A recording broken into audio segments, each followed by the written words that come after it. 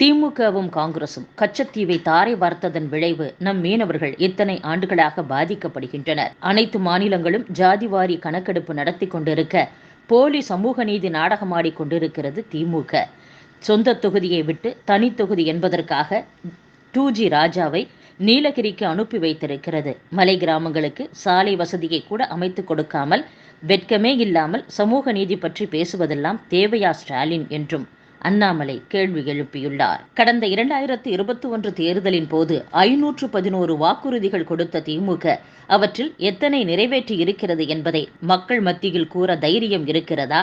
முதல்வர் பதவிக்கு சற்றும் பொறுப்பில்லாமல் பொதுமக்களை அச்சுறுத்தும் வண்ணம் பொய்யான தகவல்களை தெரிவிக்க ஸ்டாலின் வெட்கப்பட வேண்டும். யார் எதை எழுதி கொடுத்தாலும் அதை அப்படியே படிப்பது உங்கள் வழக்கமாக இருக்கலாம். ஆனால் நீங்கள் வகிக்கும் முதல்வர் பதவிக்கு அது அழகில்லை ஸ்டாலின் என்றும் அண்ணாமலை குறிப்பிட்டுள்ளார். அரசு மற்றும் தனியார் துறை அலுவலகங்களில் பணியாற்றும் ஊழியர்களுக்கு மாத ஊதியம் வழங்கும் நிர்வாகங்கள் அவர்களிடம் வருமான வரிக்கான TDS தொகை பிடித்தம் செய்வது கட்டாயம். இந்த தொகையை சம்பளம் வழங்கும் பொறுப்பு அதிகாரி வருமான வரித்துறைக்கு செலுத்தினால் மட்டுமே அந்த தொகை சம்பந்தப்பட்ட நபரின் வருமான வரி கணக்கில் எடுத்துக்கொள்ளப்படும். இந்த வகையில் பள்ளி கல்வித்துறையில் ஆசிரியர்கள் மற்றும் அலுவலர்களிடம் மாதந்தோறும் TDS பிடித்தம் செய்யும் தொகையை அரசின் கணக்கில் செலுத்திவிட்டு வருமான வரித்துறைக்கு ரிட்டர்ன் அறிக்கை தாக்கல் செய்ய வேண்டும்.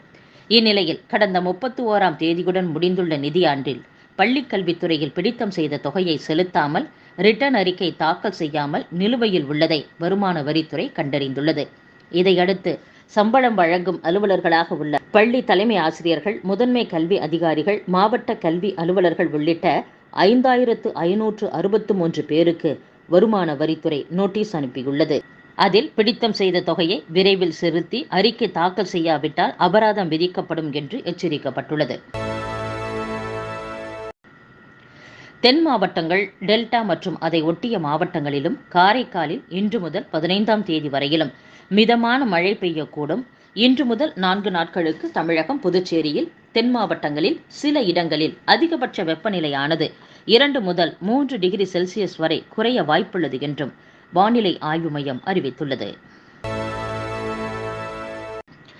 தமிழகம் முழுவதும் நாடாளுமன்ற தேர்தலை ஒட்டி நடத்தப்பட்ட சோதனையில் 303.63 கோடி ரூபாய் மதிப்புள்ள பொருட்கள் பறிமுதல் செய்யப்பட்டுள்ளன. நேற்று காலை 9 மணி வரை நடந்த சோதனையில் 143.06 கோடி ரூபாய் ரொக்கம், 5.01 கோடி ரூபாய் மதுபானம், 93 லட்சம் ரூபாய் மதுபானம், 121.65 கோடி ரூபாய் தங்கம், வெள்ளி நகைகள், 32.98 லட்சம் ரூபாய் இலவச பொருட்கள் பறிமுதல் செய்யப்பட்டுள்ளன. இவற்றின் மொத்த மதிப்பு 303.63 கோடி ரூபாய் என்று அறிவிக்கப்பட்டுள்ளது. பாஜக மீண்டும் ஆட்சிக்கு வந்தால் ஒற்றை சர்வாதிகாரம்தான் நிலவும் என தேனி பிரச்சார கூட்டத்தில் முதலமைச்சர் மு க ஸ்டாலின் பேசியுள்ளார். பாஜக மீண்டும் ஆட்சிக்கு வந்தால் அமைதியான இந்தியா அமளியான இந்தியாவாக மாறும். மோடி மீண்டும் ஆட்சிக்கு வந்தால் மாநில சட்டசபைகள் இருக்குமா என்பதே சந்தேகம்தான். ஜனநாயகம் இருக்காது. சென்னையில் நடைபெற்று வரும் மெட்ரோ ரயில் திட்டத்தை விரிவாக்கம் செய்ய போவதாக அறிவிக்கிறார் மோடி. மெட்ரோ ரயில் திட்டத்திற்கு தடையாக இருப்பதே மத்திய அரசுதான். மெட்ரோ ரயில் 2ஆம் கட்ட பணிகளுக்கு இன்னும் மத்திய அரசு நிதி தரவில்லை. மதுரை எய்ம்ஸ் போல சென்னை மெட்ரோ ரயில் திட்டம் நின்றுவிடக்கூடாது என்பதற்காக மாநில நிதியிலிருந்து மெட்ரோ ரயில் திட்டம் நடைபெற்று வருகிறது என்றும், ஊழலை சட்டப்பூர்வமாக செய்யும் மோடி ஊழலை பற்றி பேச என்ன தகுதி இருக்கிறது? ஊழலுக்கு யூனிவர்சிட்டி கட்டி அதற்கு வேந்தராக மோடியை நியமித்தால் பொருத்தமாக இருக்கும் என்றும், ஒரே மொழி, ஒரே மதம், ஒரே பண்பாடு, ஒரே உணவு என ஒற்றை சர்வாதிகார நாடாக இந்தியாவை பாஜக மாற்றிவிடும். திராவிட மாடல் ஆட்சியில் தமிழகம் வளர்ந்து கொண்டிருக்கிறது. இங்கு மோடி மஸ்தான் வேலை எடுபடாது என்றும், தமிழ்நாட்டை வளர்க்கப் போகிறேன் என ஹிந்தியில் உறுதிமொழி எடுக்கும் பிரதமர் தமிழ்நாட்டை புறக்கணிக்கிறார். மோடிக்கு நாம் ஒன்றே ஒன்றுதான் சொல்ல வேண்டும், அது வேண்டாம் மோடி என்பதுதான். இண்டி கூட்டணி ஆட்சி அமைத்தால் இந்தியா வளரும், தமிழகம் மேலும் வளரும். திமுக பிரதமர்களை, ஜனாதிபதிகளை உருவாக்கும் இயக்கம் என்றும் முதலமைச்சர் மு க ஸ்டாலின் பேசியுள்ளார். உள்துறை அமைச்சர் அமித்ஷா ஏப்ரல் 12ஆம் தேதி தமிழகம் வரவுள்ளதாக அறிவிக்கப்பட்டுள்ளது. ஏப்ரல் 12ஆம் தேதி மாலை 3:05 மதுரை விமான நிலையம் வரும் அமித்ஷா அங்கிருந்து சிவகங்கைக்கு ஹெலிகாப்டர் மூலமாக செல்கிறார். அங்கு மாலை 3:50 பாஜக வேட்பாளர் தேவநாதன் யாதவை ஆதரித்து 2 கிலோமீட்டர் தூரம் ரோட் ஷோ நிகழ்ச்சியில் பங்கேற்கிறார். பின்னர் 5 மணிக்கு கோட்டை பைரவர் கோவில், ராஜராஜேஸ்வரி கோவிலில் தரிசனம் செய்துவிட்டு மீண்டும் ஹெலிகாப்டரில் மதுரை திரும்புகிறார்.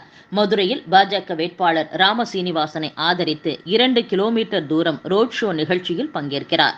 இரவு 7:30 மணிக்கு மதுரை மீனாட்சியம்மன் கோவிலில் தரிசனம் செய்யும் அமைச்சர் அமித்ஷா பின்னர் மதுரை கோர்ட்யார்டு நட்சத்திர ஹோட்டலில் தங்கியிருந்து 13ஆம் தேதி காலை 8:30 மணிக்கு கேரள மாநிலம் திருவனந்தபுரம் கிளம்பி செல்ல உள்ளார்.